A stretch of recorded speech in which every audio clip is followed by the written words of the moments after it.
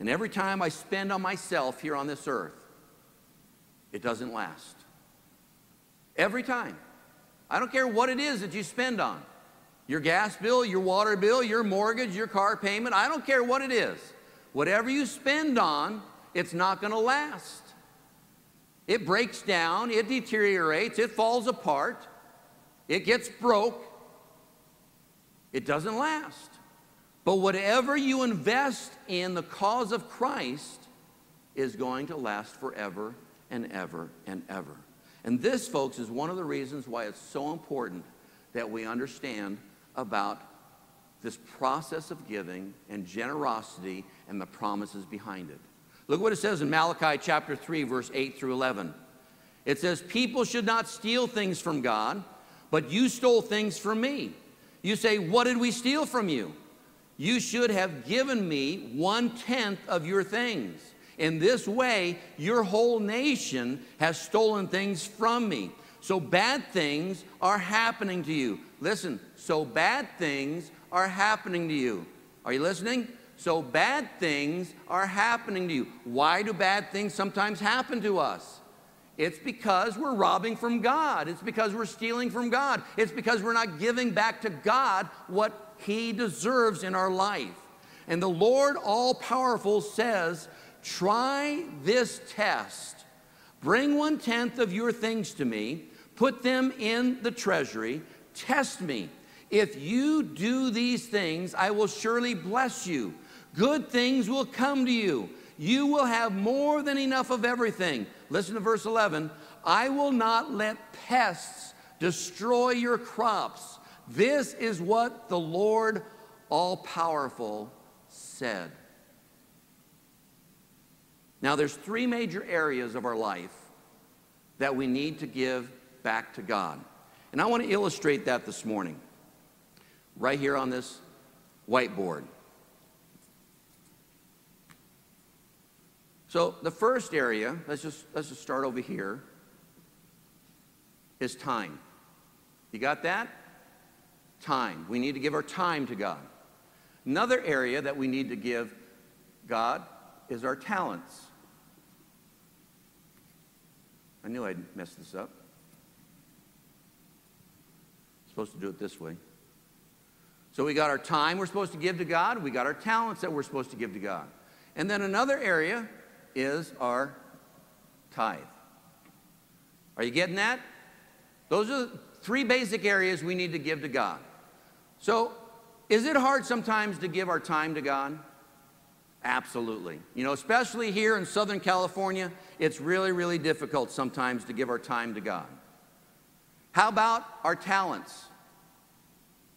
Is it difficult to find time to give our talents to serve God? See, this sometimes is what happens. So we got our talents. It's sometimes difficult to give to God that talent that you have. How about our tithes? Sometimes it's even harder to give tithe to God, right? Would you say amen to that? Absolutely it is. So sometimes it's really, really difficult to do that.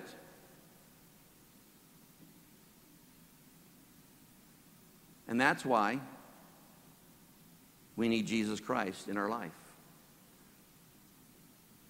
Because it's through Jesus Christ that we're able to give those things to Him. Are you following me?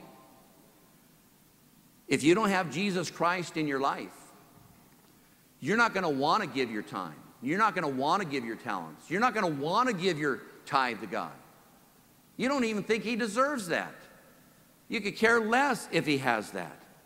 But God says, if you do this, if you give your time, your talent, your tithe, I will bless you. And He goes one step further than that. I don't know if you caught it at the very end of verse 11 there in Malachi. He said, I will keep the pests from devouring your crops, from destroying your crops. What does that mean? I think this is the very first time I've ever preached on this. Ever. This is the very first time I've ever preached on this particular aspect of this passage. And I want you to understand what it means because I've lived it. I know what this means from my own life experience. You see what happens, and this was kind of like the straw that broke the camel's back in my life. Early on as a Christian, I didn't think God deserved anything. I worked for my money. I did all kinds of hard work. I didn't think God deserved anything from my life. So I took all the money that God should have been getting, and I went out and bought stuff for myself because I was just a selfish puke. Have you ever been a selfish puke? We all have it sometime, haven't we? And I took money that should have gone to God, and I said, okay, I need a motorcycle. I bought a motorcycle. I took money that should have gone to God, and I bought all kinds of great tools. Filled my storeroom, my shed with all kinds of great tools. And then I looked at my car and I said, you know what? You deserve some brand new tires. So I put 4 brand new tires on my car. And with the attitude that God doesn't deserve this, I do. Because I worked for this. I deserve this. And the next morning I woke up and my motorcycle was gone. I wondered what happened to my motorcycle. Then I realized, it dawned on me, somebody has stolen my motorcycle. So I went out to my shed and looked to see if anybody had stolen anything else, and guess what happened? The lock was broke on my shed. Somebody had stolen all the tools that I bought. The next day I woke up, guess what happened? All 4 tires on my car were slashed. I thought, what in the world is going on here? So I went out and bought a new motorcycle, bought some more tools, bought some new tires, and then it dawned on me. You know all the money that I was supposed to give to God? I just gave it to the motorcycle place, I just gave it to the tool store, and I just gave it to the tire store. All that money that should have been going to God, I was giving it to other people. Have you ever done that before? See, this is what this verse is talking about, folks. It's talking about the pests that come in and devour what you have. And that's what God was teaching me. That if you don't give back to me, I am going to take away from you. And I will cause those little pests that come in, the car repairman, the plumber, the electrician, that appliance that you need. I will cause all those things to break down, and you're going to have to go out and you're going to have to spend more money than you would have ever paid in giving back to me. Has anybody else ever experienced that? I know I have. And that's, like I said, the straw that broke the camel's back for me. That's when I became a tither. That's when I started getting really serious about giving back to God.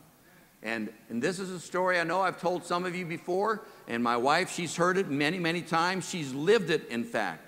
But this is what it says. This is the whole purpose. Let's close out with this verse. This is the whole purpose of tithing.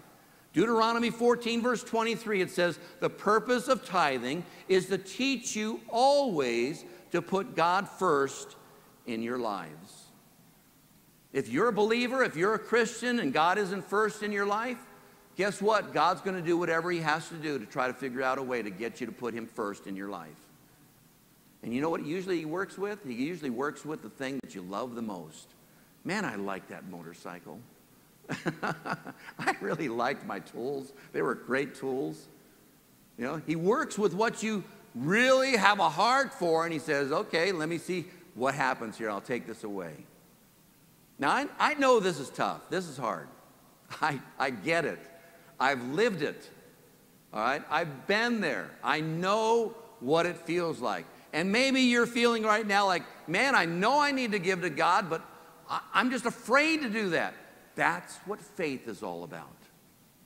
And the very first step of faith that you need to take is your faith in Jesus Christ. That's where it all begins. And then once that happens, God will begin growing your faith and your trust in him.